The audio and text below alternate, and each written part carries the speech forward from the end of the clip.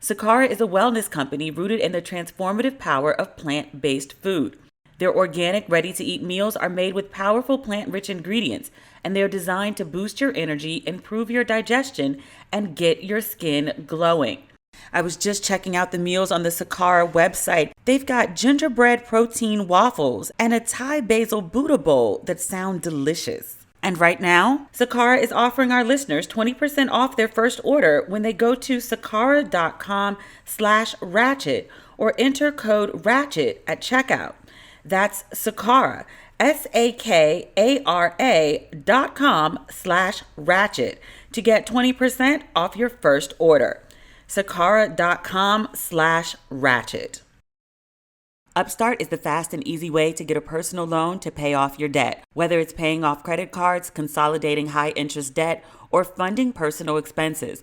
With a 5-minute online rate check, you can see your rate up front for loans from $1,000 to $50,000. You can also get approved the same day and receive funds as fast as one business day. I love how easy they make it. Find out how Upstart can lower your monthly payments today when you go to upstart.com/ratchet. That's upstart.com/ratchet. Don't forget to use our URL to let them know we sent you. Loan amounts will be determined based on your credit, income, and certain other information provided in your loan application. Go to upstart.com/ratchet.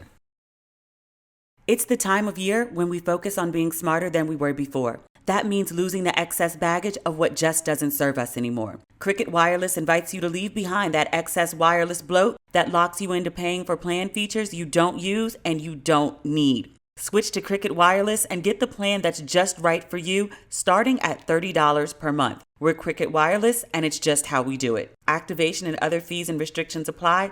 Terms subject to change. See store for details. Ladies and gentlemen, boys and girls, you are listening to Ratchet and Respectable with Demetria L. Lucas. Hey, Dad, do me a favor and just log off. Just log off.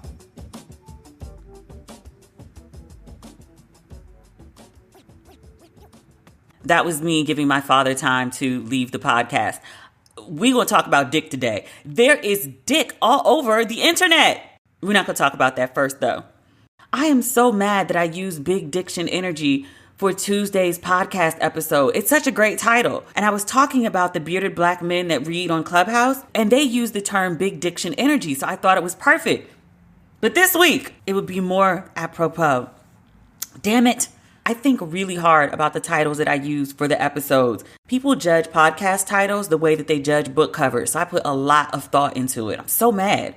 Speaking of bearded black men who read, y'all must have gone and flooded them people's page. They sent me so many thank yous and so many shout outs. And I was like, you are worthy. I think they might have been overwhelmed by the attention, but they did agree to come on the show. And I say they because I thought maybe I could do an interview with one of them, or I could speak to their producer, who is a woman who goes by the name of Pastor Bay. But Pastor Bay responded and she was like, actually, all the guys would like to come on the show. I just wanted one reading, but 5 will do. I'll take that. Last week, I asked you all to send me requests for what you would like the black bearded men to read. Y'all, I'm very serious. I want requests. DM me on any of my social media platforms at Demetria Lucas, Twitter, Facebook, and Instagram. I'm trying to put together this Valentine's Day episode, and I'm like reaching for the stars now. Literally. I reached out to the publicist of this singer I'm obsessed with, and I was like, do you think he'll come on the show and sing to us? It's a radical request, but I want him to sing to me. Like, I love his voice, and he has a verse on one of my favorite songs. So hopefully he says yes. Shout out to Tamron Hall.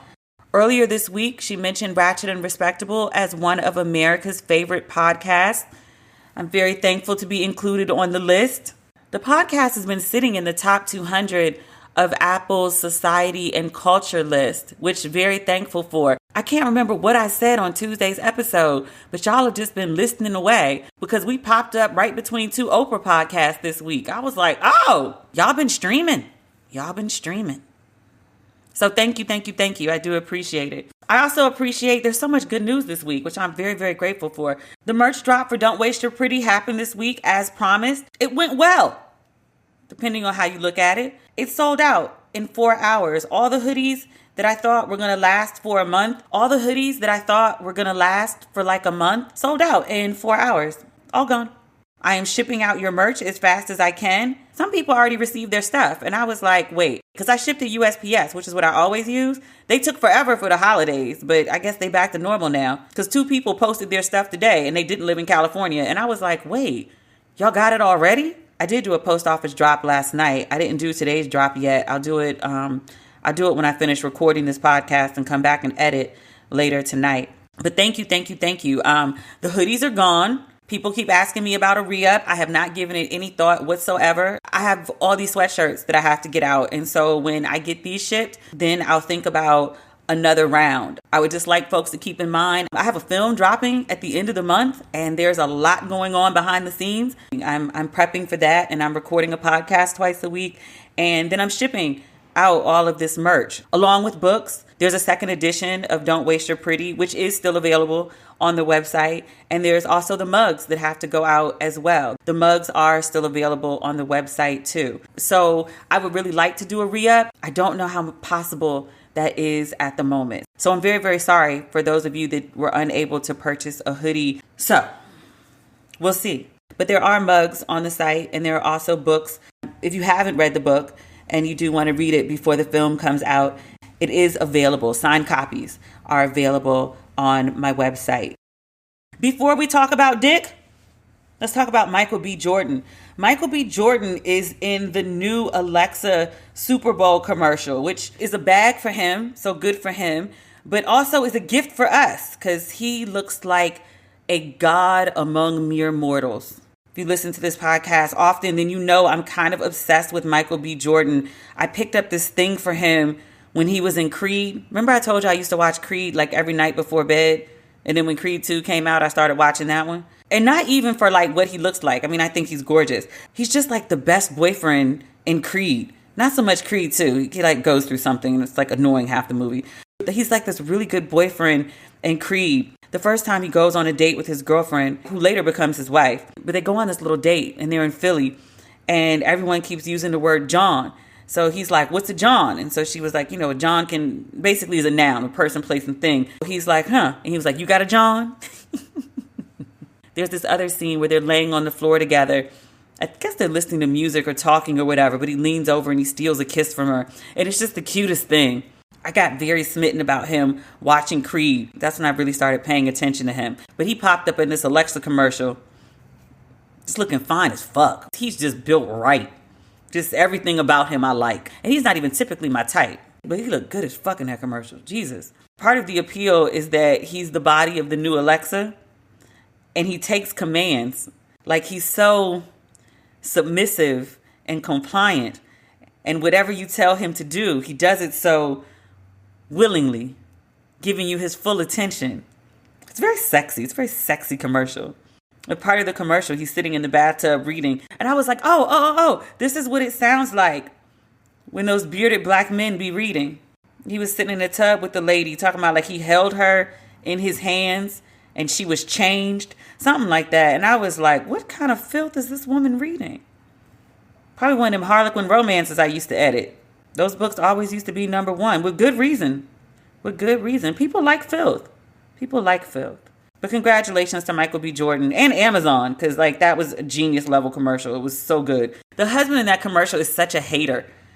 His wife is just trying to like learn French and get help with her measurements while she cooks. He's a hater. She wanted to dim the lights and Michael B. Jordan took his shirt off and the husband was like, no. Lights on, Alexa, lights on. He's funny. He's a good actor. It's a really good commercial. I like smart commercials. It's not just sexy. It's also very smart. I liked it lots.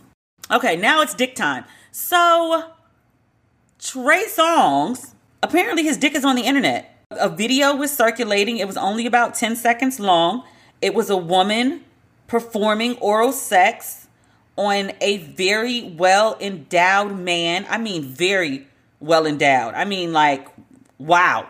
And the internet sleuths, being who they are, they said that those were Trey Songz tattoos. And thusly, that gigantic penis belonged to Trey Songz. And I was like, well, sir, it's not just the neighbors that know your name. It's the whole goddamn gated community.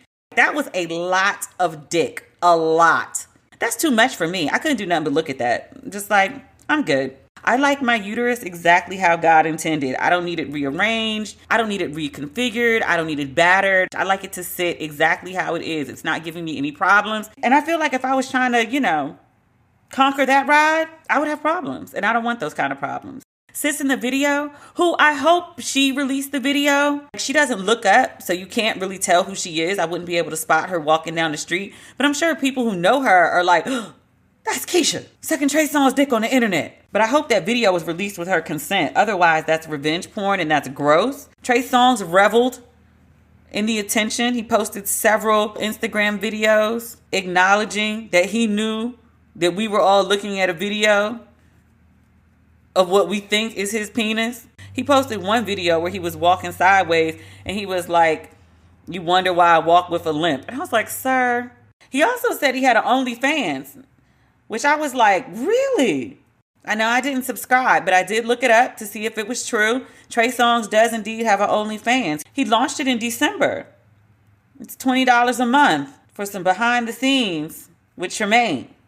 Now, I'm not going to subscribe, but if you subscribe, let me know what kind of content is on there. I'd like to hear about what's happening on Trey Songz' OnlyFans page.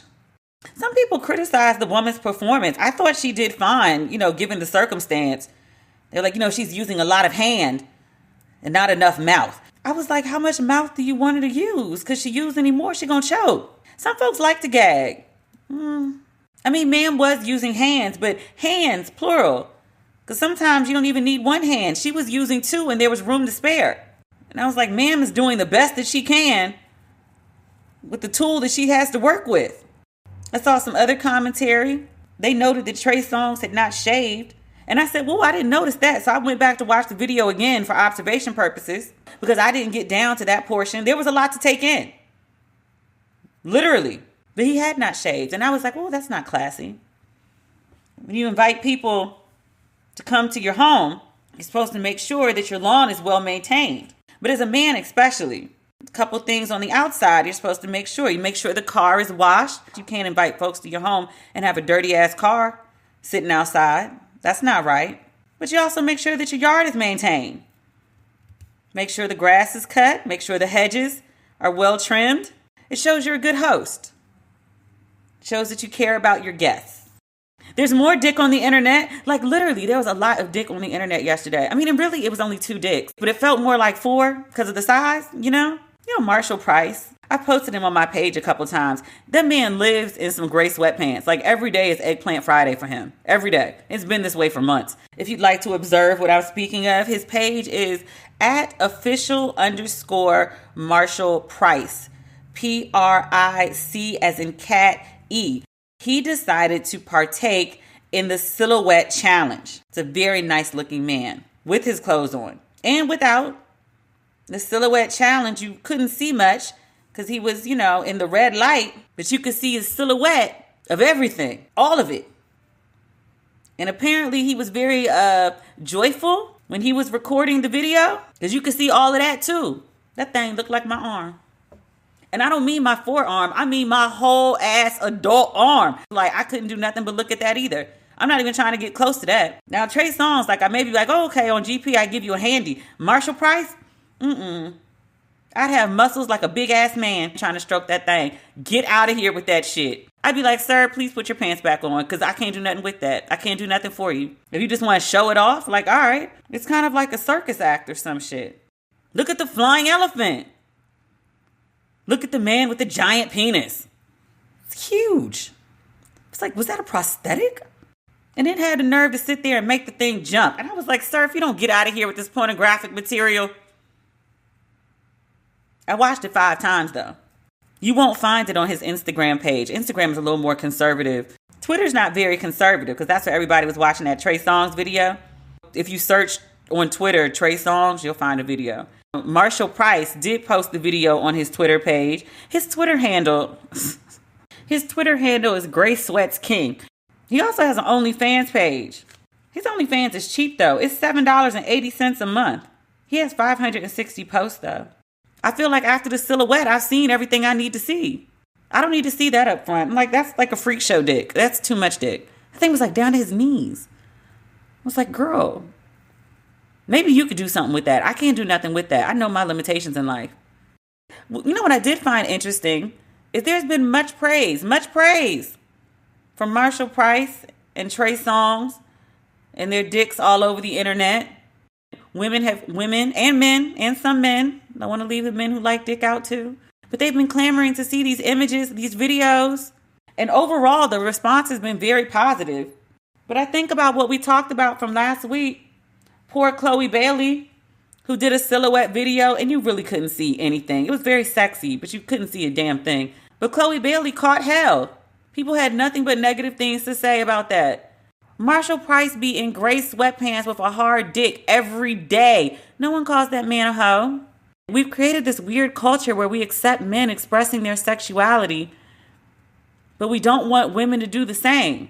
If we recognize that men like to fuck and it's okay for them to fuck, who exactly is it that we want them to fuck? Other men? If men want to fuck other men, y'all grown and consenting, that's your business.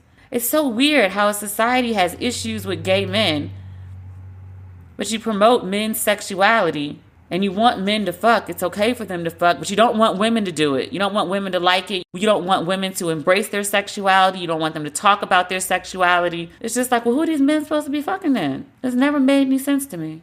I guess each other. It would explain a lot. I have the best segue into the next topic that I cannot use because I don't want to sound like an asshole. I made all these resolutions at the beginning of the new year trying to be a better person in 2021. I thought it would wear off by now, but apparently I'm still going. GQ released the article this morning about Andrew Gillum and his wife. The article was written by a Pulitzer Prize-winning journalist, Wesley Lowery. The GQ article is many things. I don't really feel like I need to give you a full refresher about who Andrew Gillum is. Political superstar, mayor of Tallahassee, ran for governor in Florida, lost by 30,000 votes to a goddamn idiot. His version of the story. Afterward, he spirals from the loss. He is caught one evening in a hotel room in Miami with a gay male escort. The police are called. Photos from the hotel room are released.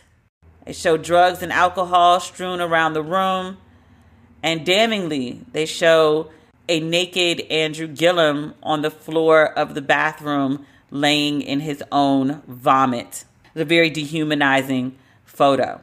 So these photos come out right when the NBA is calling off its season, Broadway is closing, LA announces a lockdown. There's pure chaos going on in the world. So this story happens, and usually it would be a gigantic political scandal. It takes a day, if that, in the news, and then fades away because everyone is like, wait, breathing outside will kill us? So he kind of, in a sense, publicly at least, gets away with it. He reemerges about 6 months later, which I was like, bruh, already? He does Tamron Hall with his wife. You can go back and listen to the episode where I talked about that. Him and his wife doing Tamron ain't make no damn sense, but they did it. Afterward, he launched a podcast, and then he ended up doing election night coverage for BET, he and Angela Rye. I didn't watch the whole thing, but the parts that I did see, like the clips that were circulating online, he was funny. He was good. He was astute. So I was like, well, you know, maybe his career as a politician is not over. And I said that at the time. And I was like, look, the man had a messy incident when he was not publicly out as bisexual, living in shame, living in fear, having secrets that they're afraid will be told. Makes people do stupid shit, self-included. And I said at the time when he was doing that political coverage, I was like, look, the man had a sloppy personal life while he was trying to hide who he was. But now that he's out in the open with who he is, maybe he'll drink less, convert less, be his authentic self, and maybe he won't make stupid decisions like the one that he did that night in a Miami hotel room. Not just at the hotel, but the choice to go meet up with the man, go to the hotel, drink with the man, all that stuff. Maybe he won't do no dumb shit like that no more. And I was like, look, the current leader of Florida is trying to kill its citizens. If Andrew got solutions to get folks out of COVID and save lives, I'm willing to hear him out. You know my favorite line is, there is grace for those that seek it. I apply it to Andrew Gillum as well. But Andrew Gillum and his wife, RJ, earlier today appeared in a GQ article, a feature story, and it is fucking awful. For whatever reason, they keep trying to talk about this one night in Miami. And I do not understand why. COVID was such a shit show that it overpowered one of the biggest political scandals of the decade. He practically got a free pass to just move on with his life. Sir just refuses. He does this Tamron interview, and now he does this GQ interview literally a year after the incident, when wasn't nobody thinking about you, your wife, or your scandal. There's tons of stuff that come up in the group chat. Yesterday was all about Trey Songz' dick. Wasn't nobody thinking about Andrew Gillum. Wasn't nobody thinking about his scandal. But here you go, drumming it back up once again. And the details that came out this time, girl, boys, I don't want to eliminate nobody. I don't know the other terms, but y'all are included too if you're here. I welcome everyone. But yo, let's read some of this GQ article.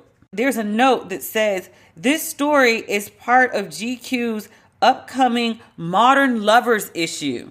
Modern Lovers. The title of the article is How Andrew Gillum's Marriage Survived a Night of Scandal. The subtitle, The Rising Democratic Star was found in a Miami Beach hotel with a male sex worker and suspected drugs.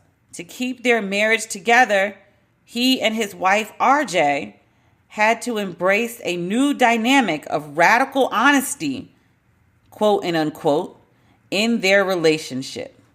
Now, the writer goes to the home to talk to the couple. He remembers that Gillum's name had once been floated as a potential vice presidential candidate on the Democratic ticket. And then the writer gets into what he calls the familial fallout of that incident.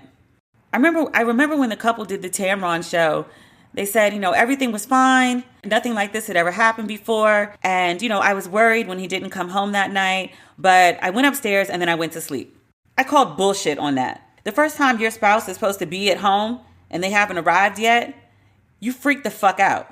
You start calling all the friends. You start calling all the family. Have you heard from so-and-so? You blow up the phone. You don't go upstairs and go to bed. Some people were mad I said that. And I was like, look, I'm not judging her. I'm telling you what I know. I'm telling you what I lived.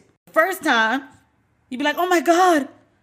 The sixth time, you'd be like, this nigga here.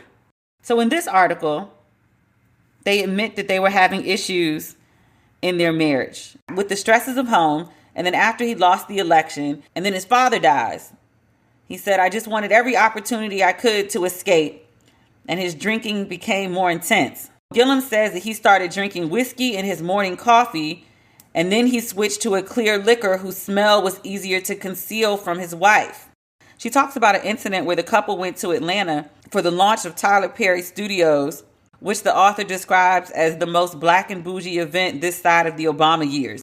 Andrew drank so much at the hotel bar beforehand that he began to fall asleep at the table as dinner gave way to a Mary J. Blige concert.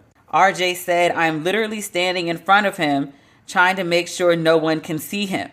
At one point, the Gillum said, Keisha Knight Pulliam, i.e. Rudy from The Cosby Show, tapped Andrew on the face and urged him to get some coffee.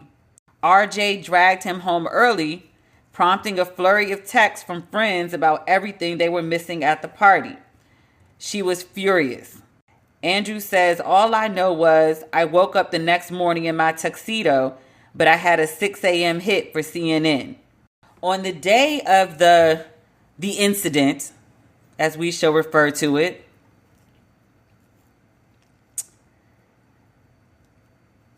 Andrew and his wife had traveled to Miami Beach for a wedding. Remember at one point I questioned, I was like, was there a wedding? Whose wedding was it? Because Andrew was talking about there was a wedding. And then the guy he was with was like, he never said anything about a wedding to me. Andrew was supposed to officiate said wedding. At some point in the early evening, he decided to meet up with Travis Dyson, the sex worker, also a nurse, who he said he had met a couple months prior. Now, Andrew maintains that he has no recollection of what happened inside the hotel room. He says all he remembers is he went upstairs and the guy offered him a drink. He says he was knocked out until 11 o'clock or so, and he woke up in the bathroom. He didn't have any clothes on. He didn't know why, and there were 5 or 6 police officers there. As he did on the Tamron show, he insists that he did not, well, before he said he didn't do drugs. This time he says he did not knowingly consume drugs. Andrew says he never should have been in the hotel room. Me being and putting myself in this situation to even communicate with another adult at that level. Communicate with another adult at that level. Is that what we're calling fucking now? We're not calling it the sex. We're calling it communicating with an adult at that level? Okay. But he says communicating with another adult at that level was a mistake on my part. He elaborates with his wife looking on. The non-fidelis. Is this man using Latin instead of just saying he cheated? He says the non-fidelis, which means unfaithful. The non-fidelis part was I put myself in a situation where anything could have happened, including something that could have betrayed or would have betrayed my vows. And that's the part that I wanted to own outright because I knew that much. Given the state that I was in, I knew that much was possible. The non-fidelis part. Yo, niggas will use a euphemism for anything. That man is really using Latin to avoid saying he was unfaithful. That's a lot of audacity. That's a lot of audacity. The writer points out to say that this is the version that the Gillums have shared publicly. They insist that no one is owed further explanation, which is true. I wish I would stop goddamn talking to us and telling us this business and bringing it back up. Because again, we wasn't thinking about it. Now you done put a whole story in GQ. And the writer says, until now, Dyson, the other man in the room, has declined to provide any confirmation or denial. Did you catch that until now part? Here we go. The writer says, when I later reached Dyson by phone, he told me a very different story. Although the Miami New Times reported that Dyson and Gillum had met the previous spring, Dyson told me the reporter had misunderstood him. Dyson said the two first connected a week or two prior on the gay dating app Grindr, and in the days since had met up multiple times for paid sexual encounters. He said Andrew passed out after taking G, an ecstasy-type drug often used by gay men to enhance their sex drives, which when combined with alcohol can knock people out. He said that on that night and others, both he and Andrew used G and other drugs. Dyson acknowledged taking photos and videos and sending some of them to friends, but he says he took them in order to be able to later show Andrew what had happened.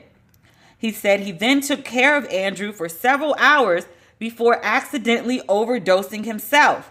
He said the third man in the police report, who the author did try to reach, but the man did not respond, Dyson, the sex worker, said that man was another client who had never met Andrew. He said that man, the man who called 911, he said that man had showed up for a separate appointment. Andrew was his early appointment. This man was the next appointment. That would explain all the drugs. Because it was a lot of drugs. I was like, that's a lot of drugs for two people. Sir was in that hotel room trying to do some back-to-back work. I was like, was he getting paid by the hour? Or did he have a 2-hour time block, a 3-hour time block? I want to know how much he was charging too. I also want to know why Andrew just won't pay this man. Because some good money should have made sure this man never talked again. Like Andrew got friends in high places. Nobody could have wrote a check, get him a good NDA and $100,000 in cash. Dyson goes on. He says, everything I did that night was trying to help Andrew. He says the incident has also scrambled his life. He and his fiancée separated. He was forced to leave his graduate nursing program, and now he pays his bills by selling nudes and porn on OnlyFans. Everyone has an OnlyFans page this week. Damn.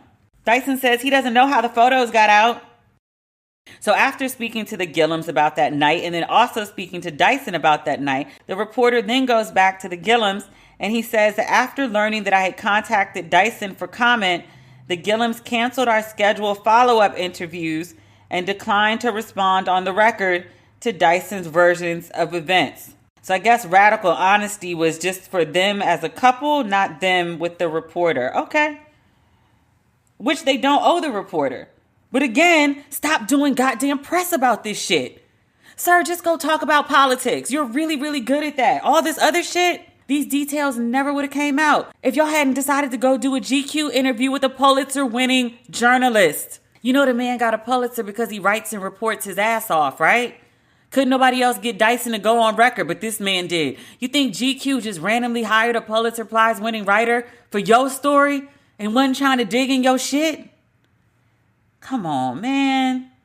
So in this version of the GQ article, before the Gillums had pulled out of talking, RJ gave her account of what happened that night where she couldn't find Andrew. She said she awoke the next morning to find Andrew. He was pacing in the front yard and he was on the phone. And he said, I need to tell you something. You think? And she said, I was so confused because it just sounds like something out of a Lifetime movie.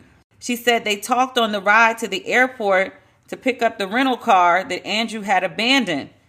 And she says as they pulled in, Candace Owens tweeted the police report. The couple says that a number of prominent Democrats and black public officials reached out to support. Gillum's former CNN colleague Van Jones reached out before they'd even left Miami, and he wanted to connect them with life coach Iyanla Vanzant.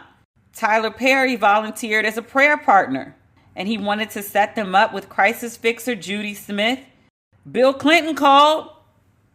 They probably shouldn't have put this in the article. They was telling too much tea. Bill don't want this brought up again. They said Bill Clinton called and he said, as you know, I've been there before.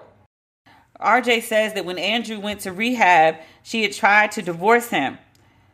They rented an Airbnb apartment, unsure of who would be moving into it once he returned from treatment. She says that when he got back, she stayed because I didn't want to scare my kids. Their dad has been gone for 40-something days and I just can't leave. And then it just became, we can be civil and be friends and figure this out. And then it became, for now, I want to fight for my marriage and so does he. So let's just do that. They said they had a series of difficult conversations. They began going to therapy individually and together. They bought some relationship cards where they just ask each other questions. And she says that's been a kind of cool way to talk that I think is just different. The article ends with the writer asking the couple about Andrew's foray back into politics. He says no. He's not interested in going back. The writer didn't believe him. He also asked if RJ had any interest in politics, and she said, oh God, no. I just don't have the skin for it. Andrew interjects, I think she's not giving herself enough credit. She interjects, politics is for special people, and Andrew fires back, you are special. He replies with a smile. They could have kept this shit. Stop doing press, man. Just go to work. That's all you got to do. You got one job, which I think is your podcast. Just go do the podcast, man. Talk about politics. You're really good at that. Doing press, you're really, really bad at it. Maybe there was a time when you were good at it, and that's how you got to the position where you were. You're really, really bad at it at this point. But this press, this desire for attention, this need to be seen, it's going to fuck you up again, man. If yesterday's group chat was Trey Songz' dick, guess what we were talking about today? I don't get it. I was thinking recently, I got an opportunity to do something, and it didn't feel like the best decision, but it would have been a good look. And I tried that dumb shit before. It didn't turn out too well, depending on who you ask. But when I was thinking about what to do with the opportunity, because the money was right, I was weighing this decision.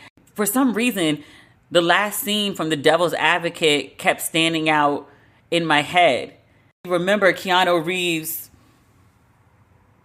essentially makes a deal with the devil. He loses everything that meant something to him. And at the end of the film, given what he's been through, he makes the opposite decision. He shows that he has morals and he declines to work with a client that he thinks is guilty.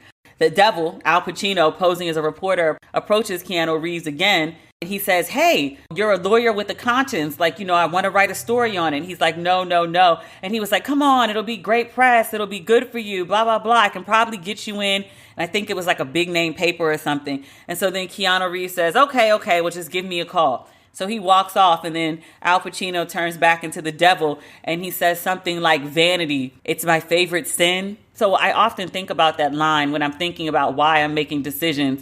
And I'm like, am I doing this because I want to do it? And am I doing this because I want attention? And if I do want attention, which is fine, there's nothing wrong with wanting attention, but why do I want it? Do I want it in a healthy way? Or why am I seeking validation in that way? Like, I really try to investigate some of the choices that I make. And I would encourage the Gillums to do the same. Because like this GQ article, why did y'all do this? It brings the story that no one was thinking about back into the forefront. You got now this messy story from the guy who hasn't talked. He finally decided to for GQ, and nothing's changed. People just out here looking at y'all crazy again. In the entire article, there's not one line about like the work that they're doing. It doesn't say anything about them that's going to push them to another level. You say you don't want to talk about your relationship, and you say you don't want to talk about this situation because it's nobody's business, which is accurate, but stop talking about it. I get that this thing happened to them and people probably say things to them. And so they feel like, oh my God, everyone's talking about it. Someone tell them no one's talking about it until they do press like this. As a general habit with this podcast, when I talk about things that are going on, when I talk about pop culture and events, I try to walk narrow lines. Like just last week, and I was like, hey, I didn't comment on the T.I. thing the week before, even though it was a story, because T.I. and Tiny hadn't come out and denied it yet. I make a point not to go digging for information like on gossip blogs or things like that, because that's not the kind of podcast that I want to have. But like, if you go talk to the New York Times or you sit down and do an interview with Tamron or 60 Minutes or CNN, that's fair game. But I want people to tell the Gillums, y'all want to be together, y'all want to work out your marriage, that's your business. Stop telling us about it. Y'all are real people, and you keep putting yourself out in the press to be essentially ridiculed. Stop. Go somewhere, do some work, change your narrative. And then come back and talk about whatever work you've done. Not that one night in Miami. Jesus. I'm sick of hearing about it. I know y'all got to be sick of thinking about it and living it. This year, turn your resolutions into reality. Whether you're looking to try plant-based eating, build an empowered body, boost skin's glow, or simply feel your very best, Sakara makes it easy to create rituals that last. Sakara is a wellness company rooted in the transformative power of plant-based food. Their organic, ready-to-eat meals are made with powerful plant-rich ingredients, and they're designed to boost your energy, improve your digestion, and get your skin glowing. I was just checking out the meals on the Sakara website. They've got gingerbread protein waffles and a Thai basil Buddha bowl that sound delicious. Along with amazing plant-rich meals, Sakara also offers daily wellness essentials for optimal nutrition. Sakara's supplement packs, called The Foundation, and their Metabolism Super Powder deliver support for gut health, energy, immunity, and healthy skin. And right now, Sakara is offering our listeners 20% off their first order when they go to sakara.com/ratchet or enter code RATCHET at checkout. That's Sakara, sakara.com/ratchet to get 20% off your first order. sakara.com/ratchet. You know that credit card, the one you're afraid to look at to see what the balance is? If you've been avoiding your debt, it's time to confront it. Upstart can help you face it and finally pay it off. Upstart is the fast and easy way to get a personal loan to pay off your debt. Whether it's paying off credit cards, consolidating high-interest debt, or funding personal expenses. With a 5-minute online rate check, you can see a rate up front for loans from $1,000 to $50,000. You can also get approved the same day and receive funds as fast as one business day. If debt is taking over your life, it's time to get a fresh start with Upstart. Let 2021 be the year that you get out of debt. Find out how Upstart can lower your monthly payments today when you go to upstart.com/ratchet. That's upstart.com/ratchet. Don't forget to use our URL to let them know we sent you. Loan amounts will be determined based on your credit, income, and certain other information provided in your loan application. Go to upstart.com/ratchet. So this week we have a treat. I've talked about Bevy Smith and I've talked about her new book, Bevelations, many times.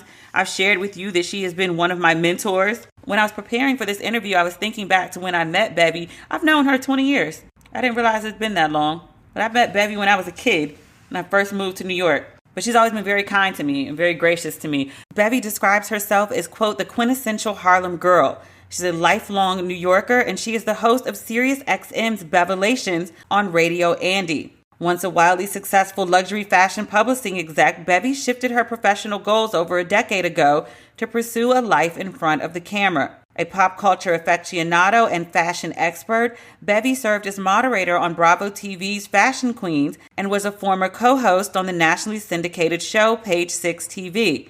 I've been talking about this Bevy interview for weeks now, and I'm glad we were able to bring it to fruition. So, ladies and gentlemen, boys and girls, please welcome Bevy Smith to Ratchet and Respectable.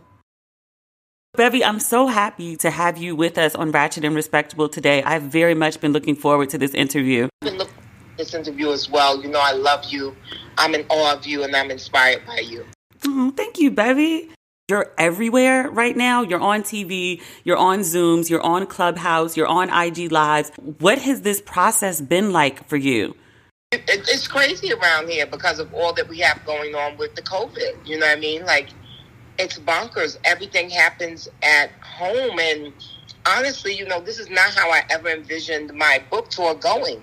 And it's grueling, Demetria. And you're about to do your tour for your TV show. And I dare say it might really be far more grueling than if it was in person, because you're staring into this little tiny screen on TV. You're on your computer all day, and it wears you the fuck out. But I'm also invigorated. My niece gave me the best compliment today. She said, Auntie Bev, I've been watching your interviews, and me and my friends have been watching, and you do such a good job at making sure that no interview is just the same canned conversation. Every single interview, you give something new to whomever you're talking to.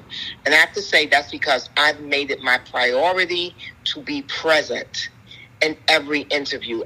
As you know, I interview celebrities all day long. You know, I have a radio show, and also I've had TV shows where I've interviewed celebs. And so I know when people come in for a junket and they just have that canned prep. And, you know, my radio show is called Bevelations as well. And it's called Bevelations because I don't accept your canned prep.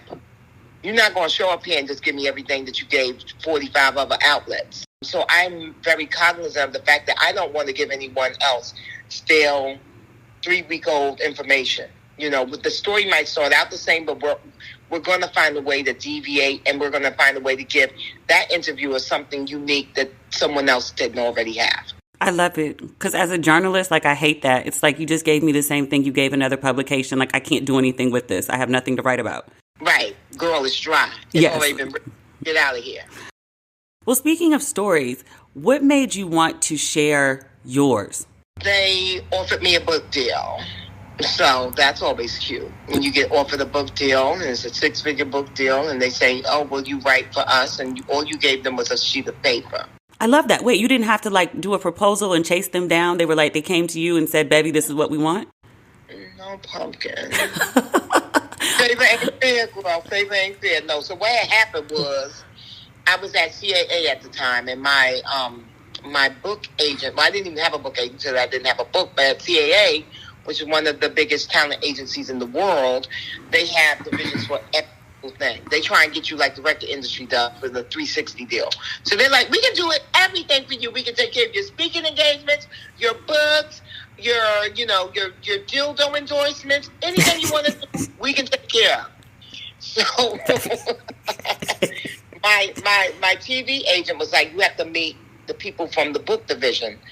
They're really interested in you. So I was like, okay. And I went and met with Kate Hoyt, who is the gift that keeps on giving.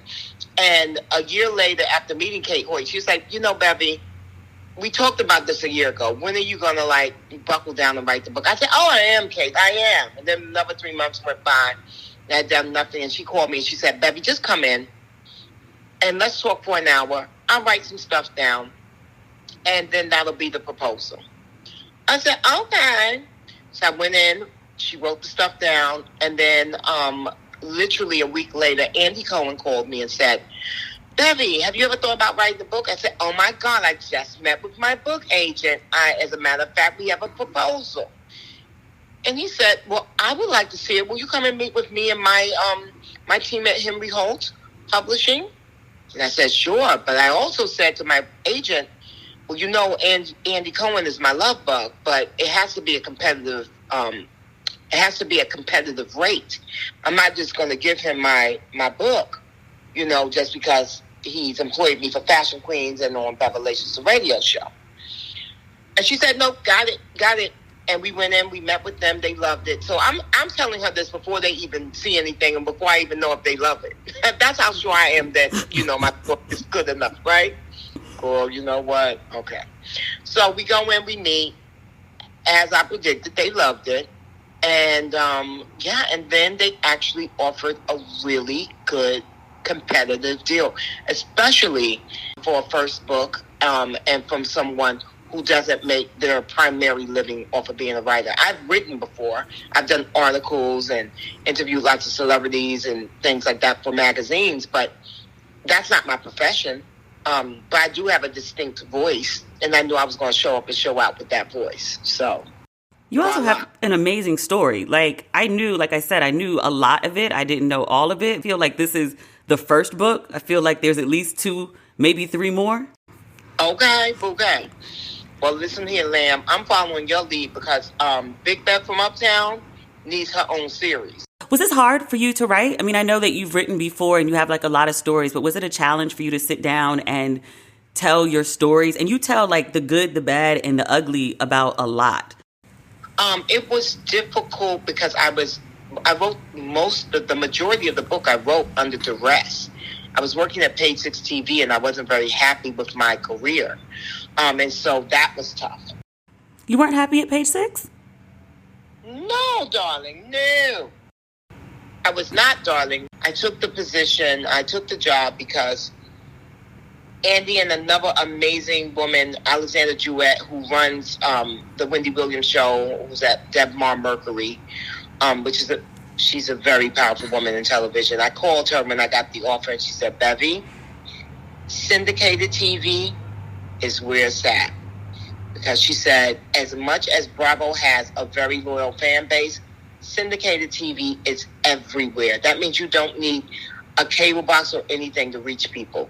They simply turn on the TV, and if they've got rabbit ears, they're going to see you. Mm-hmm. So it's a great way to really get in front of millions of people every single day. When you were on Page 6, I was living in Maryland, and I would go to the gym and work out so I could watch you and Carlos on Page 6. Y'all got me through the treadmill and the Stairmaster. You were wonderful. I had no idea that you weren't happy there. Well, yeah, I'm going to show up and do my job. You know how we are, Demetria. You know that as Black women, we know how to show up and get it done. That's what we're not going to do. We're never going to show up and not get it done, correct? Correct. Okay. That's what we do. It's just our nature. It is what it is. I love it. What's your dream TV show? Oh, well, there's a couple of things that are going on.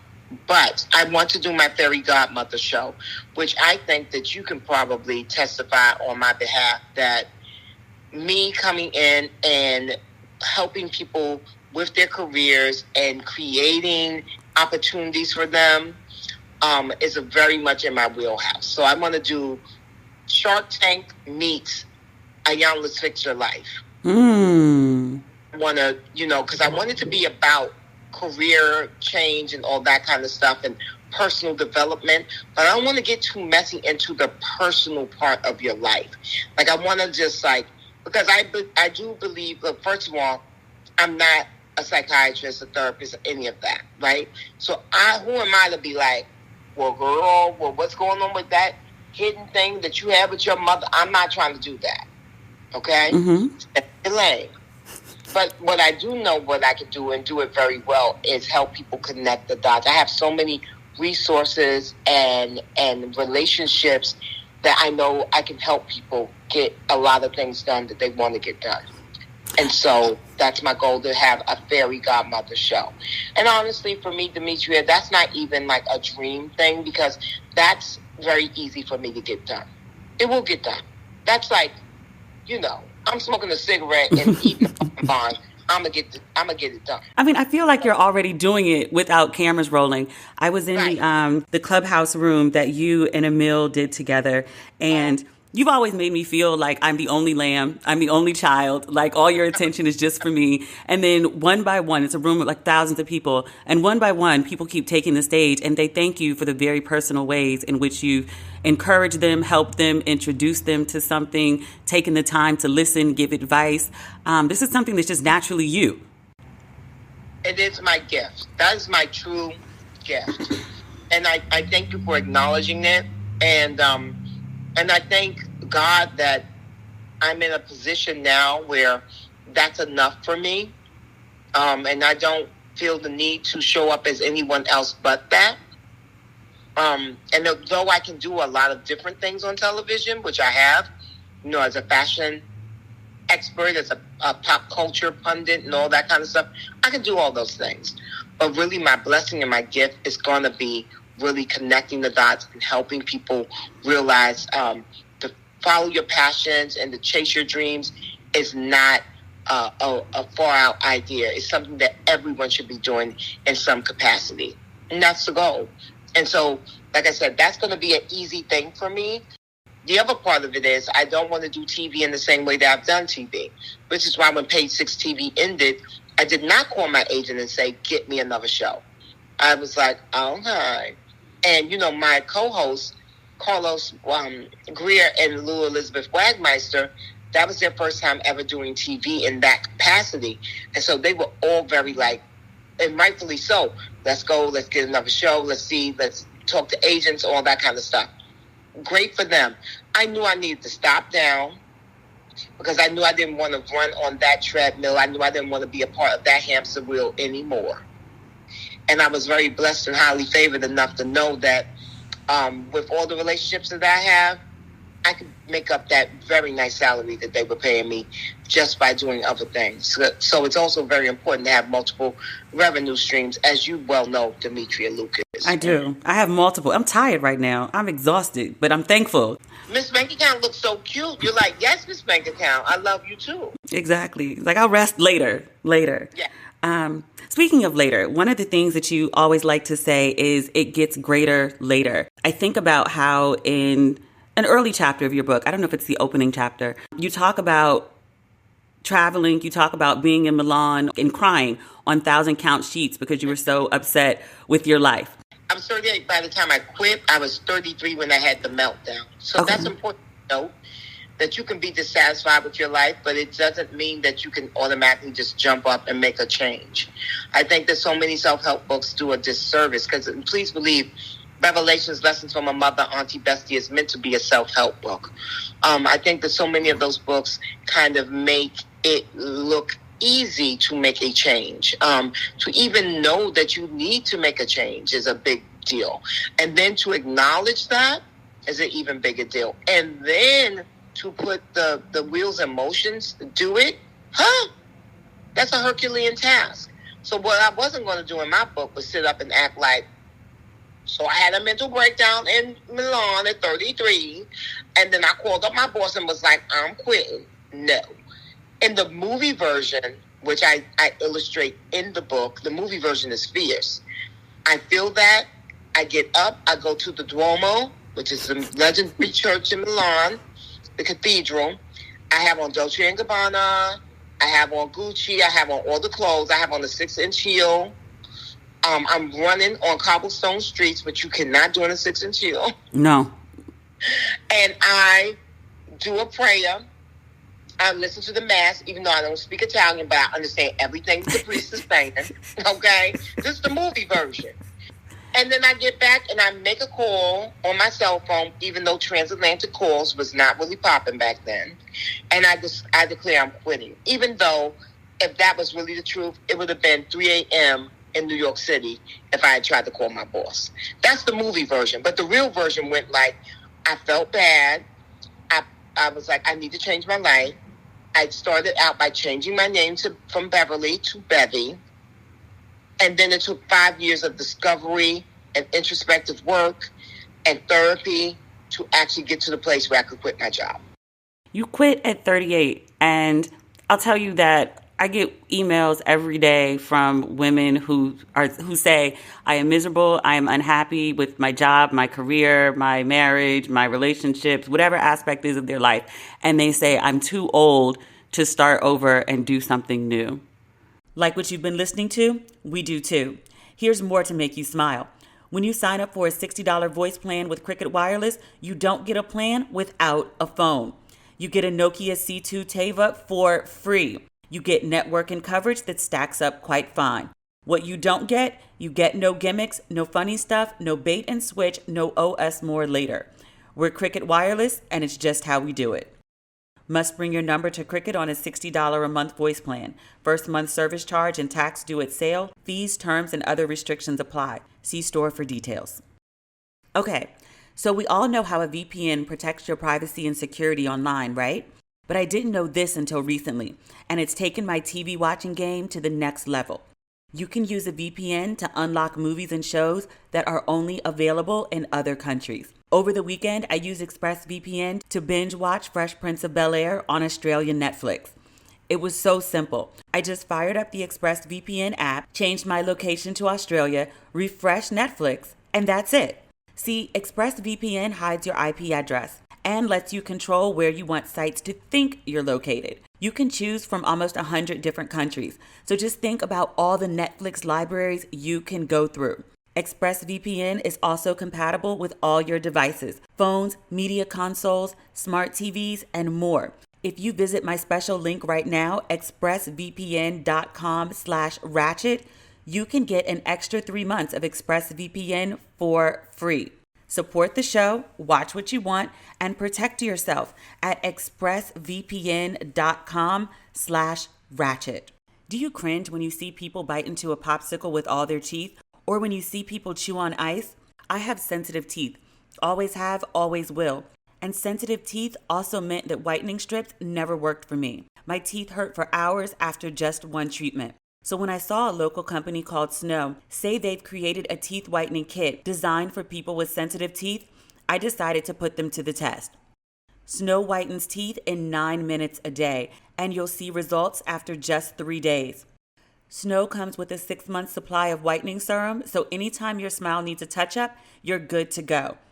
They've spent over $1 million in research and development to create the strongest teeth whitening kit possible. And they have over 500,000 happy customers, including Miss Universe. If you're ready to try Snow, and thank you, Snow, for being a sponsor of this episode, go to trysnow.com and use my code RATCHET for 15% off your first order. What advice do you have for women who think they're too old to do anything? It gets greater later. People are getting old like they've never gotten old before in history. Miss Cicely Tyson, I interviewed her on a Monday. She passed away on a Thursday. She was 96 years old. She won her Tony at 89. She got her honorary Oscar at 94, 93. So do not tell me that you're too old to make a change. What you are too old to do is to not make a change, okay? Because if you don't make the change now, you'll be 60, and then you'll be 70, and then you'll be 80, and you'll still be a cognizant, thinking person. And then that's when it gets bad, because that's when your regrets start weighing on you and riding you hard, okay?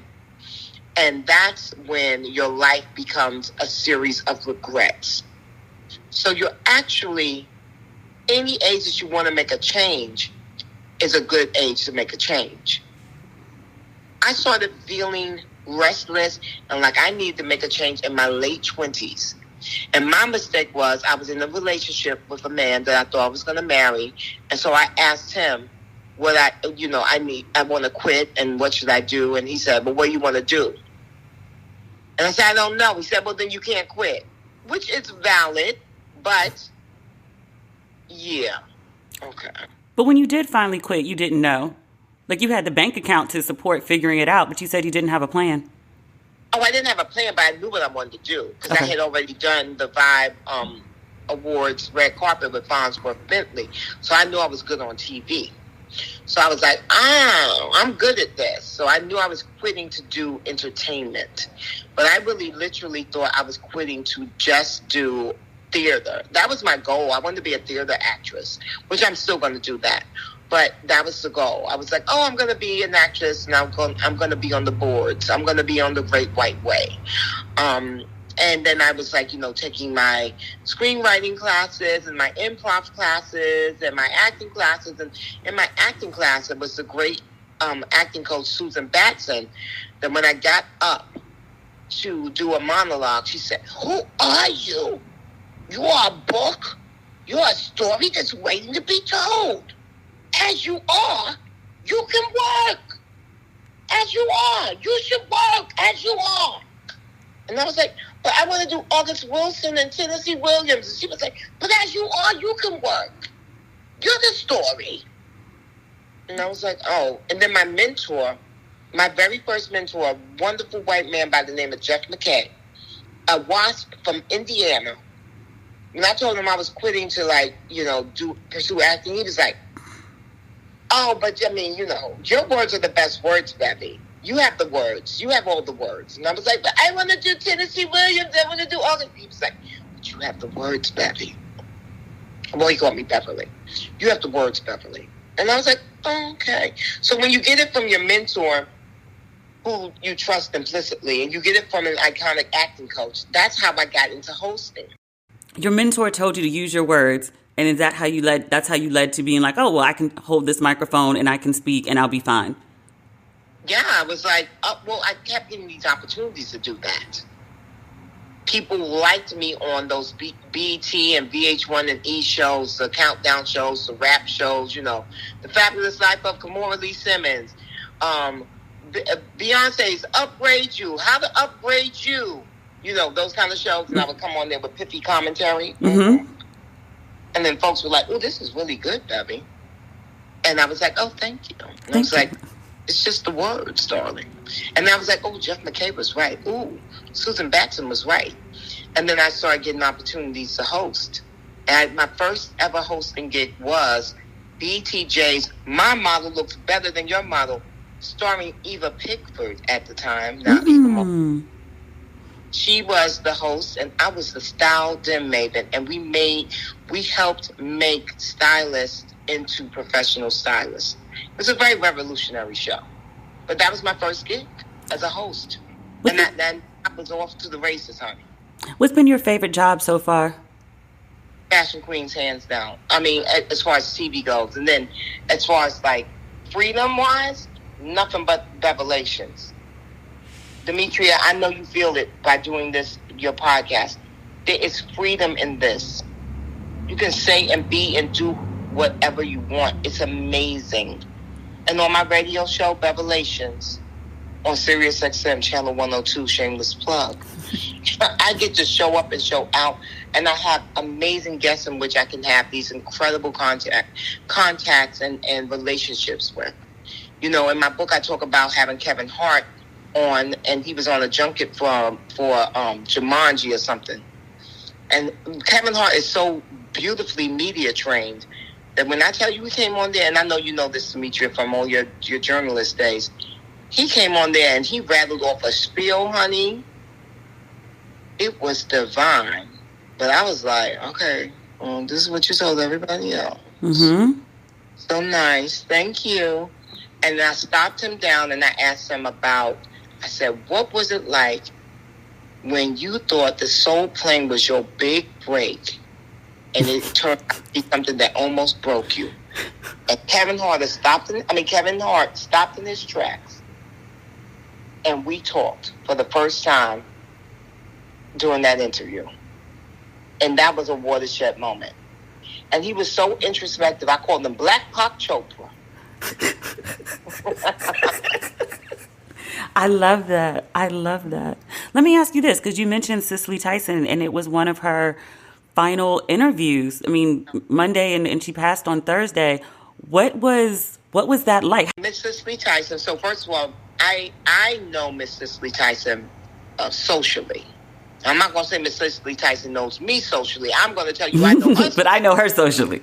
Okay. Yeah, because we were at the same tables at galas a lot. In 2019, I probably ate dinner with Miss Cicely Tyson, like at the same table, as in like one or two people apart from Miss Cicely Tyson, maybe 20 times. Yeah, because she was out. Like every time you went to a gala, like she was there.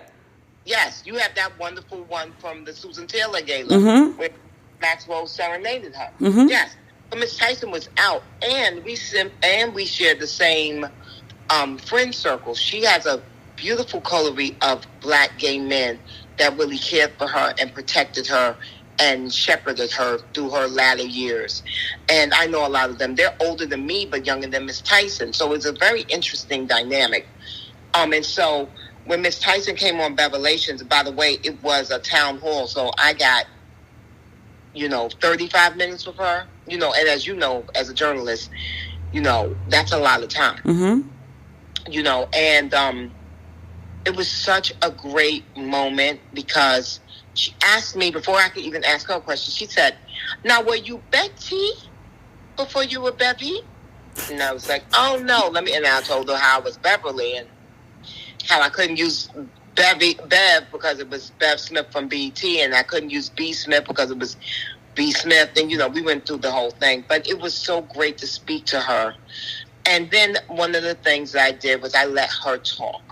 I had a bunch of questions for Demetria, but I have old parents. And one thing I do know is that the best thing that you could ever do when you're dealing with someone who is at the end of their life is you let them go. Mm-hmm. You let them lead the way. Like, I understand, when you're on, a Regis and Kelly or you're Gayle King, you have to steer the conversation. I'm on radio. I was like, this conversation can go wherever Miss Tyson decides it should go. Yeah, it's also like Miss Cicely Tyson, the Cicely Tyson. You just let her speak. Yeah.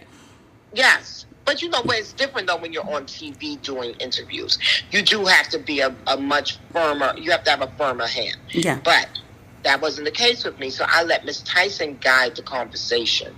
And I gleaned so many amazing things, including going back to what you just said, where you receive a lot of emails and people feeling it's too late. I said, what do you say, Miss Tyson, to people who feel like life has passed them by? I said, there are people in their 30s that feel that way, 40s, 50s. And she said, life has only passed you by if you let it pass you by. It's not what people do to you, it's what you allow them to do to you. And I couldn't agree more. If you feel like life has passed you by, that's in your mind. That's your mindset. That's in your head. There's no actual proof of that. That's not a real thing. If you had to go back and do anything differently, would you? Or would you just let it all play out as it has because it brought you to where you are? I think it has to play out the way it has because I look back on my Big Bet from Uptown days where I'm just ripping and running the streets and having amazing sex with amazing superstars and, gallivanting all over New York City and Las Vegas and Miami and doing things. It's so funny to me because when I'm on Instagram and I see all the hot girls and everything, and everyone feels like they're doing it, they discovered this scene for the first time. I'm like, child, the circuit been here forever and a day. The circuit wasn't here, I wouldn't say really before, probably the 70s, because we had a lot of segregation and things. But once the 70s hit, there was a circuit. And if you were a hot girl, you hit the circuit. And the circuit started with, Super Bowl, and then went into All-Star Weekend, and then went into Grammys. We had all the things that we had to do. We had a full calendar of events, darling. Mm-hmm. And, but through it all, I had a career. Even while I was doing all of those shenanigans, darling, I had a career. I was a fashion advertising executive at an ad agency. And I had a big career at that. So it was very interesting that one hand never knew what the other was doing. The people that knew me from Big Bad from Uptown didn't know I had a corporate career. And certainly the people in my corporate life didn't know I was this fabulous hip-hop hottie. They had no idea. Is the circuit more fun as hip-hop hottie Bevy or as I'm paid to attend and do the VIP Bevy? It's different. Uh-huh. It's very different. So I would say this.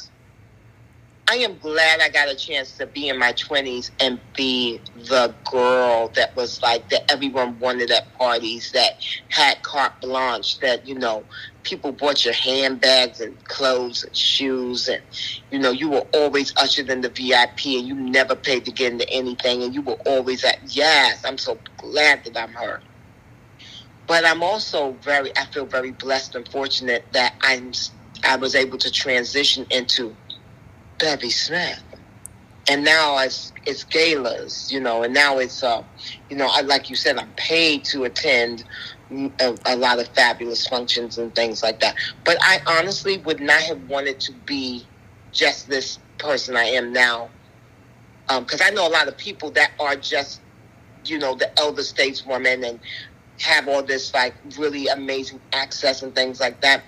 The access that I have now, it's a little different. It's weird because it's like, it's not paid for, but it's like, it doesn't feel like as organic. When you have that street credibility and when you have like folks that just fuck with you because they fuck with you, which is the street credibility, it's nothing like that in the world. It's nothing like, you know, knowing that you could go up to Jay-Z at the supper club and be like, Jay, give me a bottle. It's nothing like that. It's nothing like knowing that, you know, the first time you met Puffy was in front of a Willy Burger stand and you introduced him to people. You know what I mean? It's just nothing like that scenario. So I'm glad I have both. I love it. But I don't regret not one part of the hot girl, Bevy. That's she's the one that's going to keep me company in the old folks' home. This Beverly will keep me company because, you know, I did the White House with Barack Hussein Obama. You know, I did those parties. Mm-hmm. You know, a lot. Like I went to the Tyler Perry studio openings. I have like big benchmark moments that happened in this era of my life that are definitely going to be good for old folks' home conversation. But the good, salacious, tasty ones, Big Beverly. I love it. I love it. That's all of my questions for you, Bevy. Is there anything that I didn't ask you that you want my listeners or me to know about? I want you all to know that Bevelations, Lessons from My Mother, Auntie, Bestie is a literal self-help book. I'm very honest and very candid about my life, about my fucks and fumbles. And I'm doing that so that you all can, like, not go through life with a bunch of shame. The younger women, I don't want you guys to feel ashamed of anything you may or may not have done. I want you to realize that it really truly does get greater later. You know, Demetria, you've gone through a divorce already, and you've risen like a phoenix. You know what I mean? And for a lot of people, that would have stopped them and shut them down, and they maybe would not have recovered at all. You know, you recovered really quickly. And I know it was not easy, but you did it. And so when I'm thinking about who I'm trying to reach, it is everyone who considers me a mother, and that's my LGBTQIA community. It's my young girls who consider me an auntie. That's like I say 35 and under. And then you know, if you in that mid space, I'll let you be little sister. And then the bestie is for all my good grown women. Like, you know, that's like me and Sherry Shepherd and Vivica A. Fox and, you know, all the girls, you know, all of us girls has been through some things and we couldn't grown. And we're saucy. And we have marinated and we have lived. And we trip together. We drink together. We commiserate together. And so that's who the book is for, those three groups of people. And so I hope that you will buy the book. And I narrated the audio book, so that's always very tasty. I knew that you narrated it, but even when I was reading the book, I could hear it in your voice. Yeah, that was my goal. But I want to say to you really quick before we wrap, is that I love you. I'm so very proud of you. You are #goals. And you can learn from anyone. And I want people to not I think a lot of times because of social media, we feel like we need to compete with everyone and we need to look at people's success and be like, why not me? And what I want everyone to do is to take a look at what Demetria has been able to do and look at what I have done and say, not about, oh, it should be me. You should think about it in the way of that. If they can do it, I can do it. It's going to take some hard work. It's going to take some tenacity, but it can get done. So just take a lesson. Take a page out of the book, a literal page out of the book, and change your life and make that pivot. And do not wait. Well, thank you, Bevy. It was awesome speaking with you. I love you. I love you back. Thank you, baby. Thank you, Bevy. Bye. Bye. I just love my Bevy. She's the best. Congratulations to you, Bevy, on your new book. It's really, really good. So that, I believe, is everything. If you need some Ratchet and Respectable in your life between now and next week, you can follow me on social media at Demetria L. Lucas on Twitter, Facebook, and Instagram. And if you want to pick up some merch for Don't Waste Your Pretty or for Ratchet and Respectable, you can purchase on DemetriaLLucas.com. So we will talk again Tuesday next week. Okay. Bye.